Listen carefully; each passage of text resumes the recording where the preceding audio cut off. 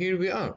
Now I will close this tabs and I will keep the student class. We need to do the overload and override. I will just simply remove everything here and I will write a new function. First we will start with the overload. I will write a function public, for example integer and sum, and it receives integer called a and another integer called b, and this function will simply return a plus b. What if I need another function public integer sum, for example extra, and this will receive integer a, integer b, integer c,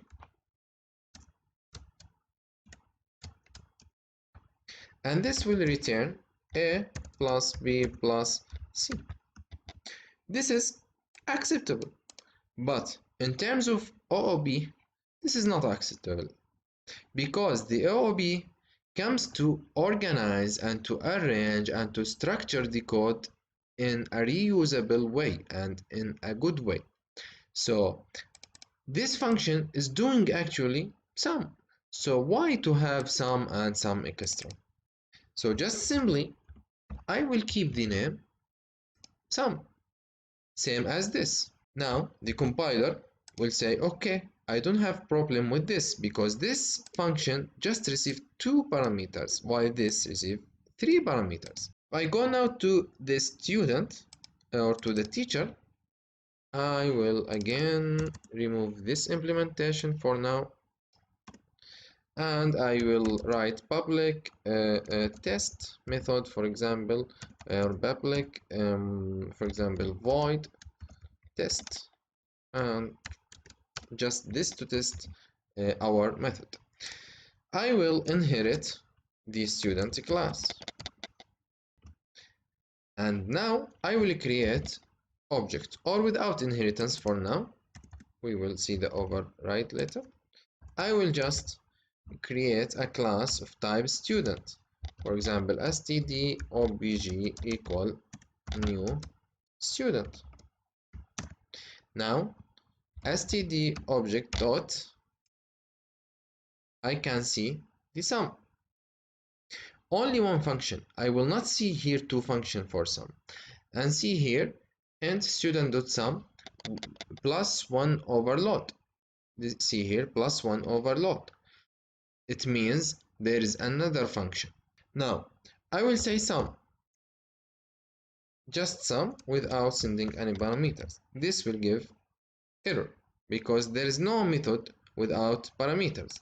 If I said okay, send x and or for example I have to define, or for example 4 and 5, this is acceptable. When the compiler want to execute this statement or this line of code, we'll go to the student, and inside the student the compiler will choose this one because it receives 2 parameters. But if I said and 1, also the compiler will accept but will choose to execute this function, not this function. So this is the concept of the overload. Now let's see how the concept of override works. Now I need, for example, remove this, and I need this to be re-implemented to allow the developers or the programmers to re-implement the implementation of this method.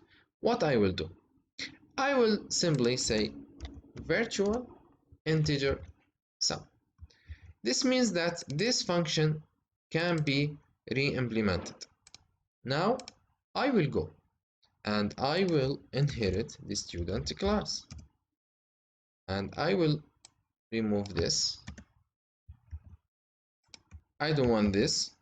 Okay, now I will apply the override. I will say public override.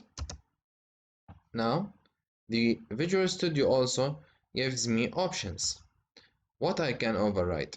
There is a method called sum, and it receives 2 parameters which I can use. this, just simply click enter, and this will give you automatically the option or the code of overriding the method. Simply just take that, remove this, and say return 0, for instance, or return, for example, a plus b plus 1. By this way, I used the same function but with different implementation. See how the OOP now gives us a flexibility, gives us a power to use existing functions, to re-implement the code of an existing functions, to inherit existing classes with its own implementation, and so on.